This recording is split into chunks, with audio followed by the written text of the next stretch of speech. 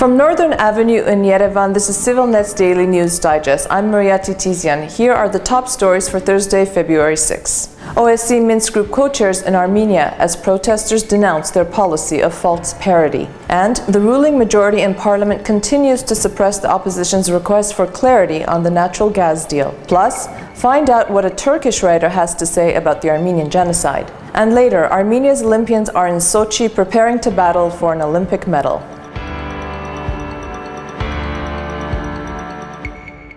We start our newscast today once again about the ongoing issue of the Karabakh conflict. OSCE Minsk Group co-chairs James Warlick of the United States, Jack Faure of France, and Igor Popov of Russia were in Yerevan yesterday, where they met with President Serge Sarkisyan, Foreign Affairs Minister Edward Nalbandian, and Defense Minister Seyran Ohanian as part of their visit to the region.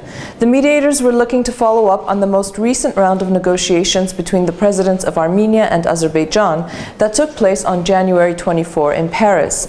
Those talks were marred by an increase of deadly ceasefire violations on the line of contact last month. Meanwhile, the Nigol Akhbalyan Students' Union and the ARF Youth Organization staged a demonstration in front of the Foreign Affairs Ministry, where the mediators were meeting with Minister Nalbandian to condemn what they called a policy of, quote, false parity by OSCE mediators that undermines the prospects for peace. The protest by the youth activists was meant to underscore the OSCE Minsk Group co-chair's insistence on maintaining parity in the face of Azerbaijani aggression against Armenian military posts and innocent civilians. They called on the mediators to condemn Azerbaijan's continuing ceasefire violations. Once again, the ruling Republican Party of Armenia was able to squash the opposition's demands for clarity regarding the controversial Russian-Armenian natural gas agreements. The four opposition factions proposed the creation of a parliamentary ad hoc committee to investigate the contentious deal and to look into Armenia's government's decision to subsidize the price of natural gas, which left the country straddled with a $300 million debt and ultimately resulted in the sale of the country's remaining 20% share in Gazprom. The deal was ratified in Parliament on December 23 and was strongly condemned by the country's opposition, as it also granted the Russian natural gas giant Gazprom exclusive rights in the local energy market until the year 2043. At yesterday's parliamentary session, the proposal was put to a vote and ultimately rejected with a 58 against, 44 in favor, and with 3 abstentions. A former Armenian police officer has been arrested on charges of spying for Azerbaijan. The National Security Service on Wednesday announced that Colonel Khachik Mardirosyan was detained for allegedly attempting to pass military secrets to Azerbaijan in exchange for payment. Mardirosyan contacted Azerbaijani officials through their embassy in Tbilisi. If convicted, he faces a charge of high treason. Armenia may be receiving yet another IMF credit of up to $125 million. The International Monetary Fund has reached an agreement with Armenian authorities on their request for the extended fund facility arrangement to support economic and financial programs of the government and the Central Bank of Armenia. While the IMF is hopeful that after re-establishing economic growth following a 14% contraction in 2009, Armenia was able to attain significant consolidation of fiscal and external current account deficits and advance structural reforms. However, Armenia continues to be vulnerable to shocks as economic growth slowed significantly in 2013 and poverty and unemployment remain high. The global organization said that further reforms are needed to ensure Armenia's transformation into a dynamic emerging market economy. The European Union Advisory Group may be terminating its operation in Armenia when its mandate expires in the spring. The final decision will be taken in late February. Armenia was the first country where the European Commission sent an advisory group whose activities included supporting the process of drafting the deep and comprehensive free trade agreement, which was an integral component of the EU association agreement that Armenia was to initial in Vilnius in November 2013. However, after Armenia's president decided that the country would join the Russian-led customs union, that trade agreement is no longer on the agenda. The EU's advisory mandate includes supporting Armenia in the implementation of its reform agenda and development of its international commitments. The EU delegation to Armenia and UNICEF, in partnership with several ministries of the Armenian government, presented the first-year results of its project, Mitigating Social Consequences of Labor Migration and Maximizing Migrants' Involvement in Local Development.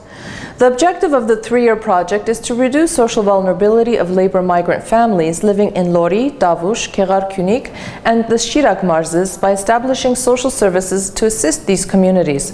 ՍիվիլՆեթ's Nuart Dalakian spoke with Henriette Arens, the UNICEF representative in Armenia, about this initiative and about the importance of cooperation. The cooperation has been actually very positive. We have close connection with both line ministries present, the Ministry of Territorial Administration and the Ministry of Labor and Social Issues, and we had two other implementing partners here. The cooperation has been actually, I have to say, from learning from each other, and also we have had some, as you have heard, we did a basement study. Not all the data that came out of that study were so positively reflecting on some of the government responses to the social issues in the country, but that has been taken as a learning and a starting point to actually address those. So I see it as a very positive cooperation, and that we learn and try to address social issues here in Armenia. According to the International Labour Organization, approximately 60,000 Armenians leave the country as labor migrants annually. According to Armenia's National Statistical Service, about 90% of those who do leave for seasonal work abroad leave for the Russian Federation. A well-known Turkish writer, Ayşe Gülen, has denied the reality of the Armenian genocide. Appearing on a program Conflicting Issues on CNN Turk, Gülen said, quote, "We did not butcher the Armenians without a reason," end of quote. Gülen said that she feels no sense of responsibility for the genocide and doesn't believe that the 1915 genocide of the Armenians took place. She continued in this vein and stated, quote, "You do not call something that happened during a time of war genocide. It's not the same thing that happened to the Jews who weren't doing anything and then we started to slaughter them," end of quote. Armenians and Turkish intellectuals in Turkey were incensed by the author's comments and have begun an online petition on the website change.org calling on everyone to boycott the author's books. And lastly, tomorrow is the opening ceremony of the Sochi Winter Olympics. Armenia is sending a total of 4 athletes to compete at the 2014 Winter Games. Remember Aram Serebrakian? We interviewed him a few weeks ago here at ＳիվիլՆեթ. He is an alpine skier from San Francisco, California, competing for Team Armenia. Take a look at what he had to say. I'm looking very much forward to it. It's been my dream to represent Armenia in the sport and what I love to do, pretty much. I, along with the other 3 athletes, we're going to need all the support possible from not just Armenia, but all around the world. To watch the full report, you can follow the link on your screen. Joining Aram in Sochi are Sergei Mikhaelian, Artur Yegoyan, and Katya Galistyan, who are all competing in the cross-country skiing games. Let's wish them all the best of luck. We anticipate your victorious return back to Armenia. The exchange rate is up on your screen as we take a look at your forecast. It's going to be another sunny day in Yerevan with a high of -1 and a low of -13 degrees Celsius. Gyumri will also have a high of -1 and a low of -13. Stepanakert will have a high of 0 and a low of -8. And our travel forecast takes us to Kolkata, India, where the high will be 30 degrees Celsius and the low 15. Kolkata is the capital of the West Bengal province of India, and it is also the commercial, cultural and educational center of East India. It is also home to a small Armenian community dating back to the 1600s. It is believed that Armenians first entered India during the time of Alexander the Great. However, after Shah Abbas of Persia relocated Nakhichevan Armenians to Isfahan in the early 17th century, the Armenian presence in India grew. Armenians were instrumental in Persian international trade, especially in India, and from India, Armenians moved eastward, reaching Singapore and even China. To this day, in Kolkata, there remains a functioning Armenian college and 2 Armenian churches. Today, about 150 Armenians live in Kolkata. And that's our digest for this Thursday, February 6th. We'd love to hear from you, so write to us at english@civilnet.com, and you can also follow us on Facebook and Twitter. We leave you today with the music of Hari Prasad Chaurasia, an Indian classical flautist. Enjoy. See you tomorrow.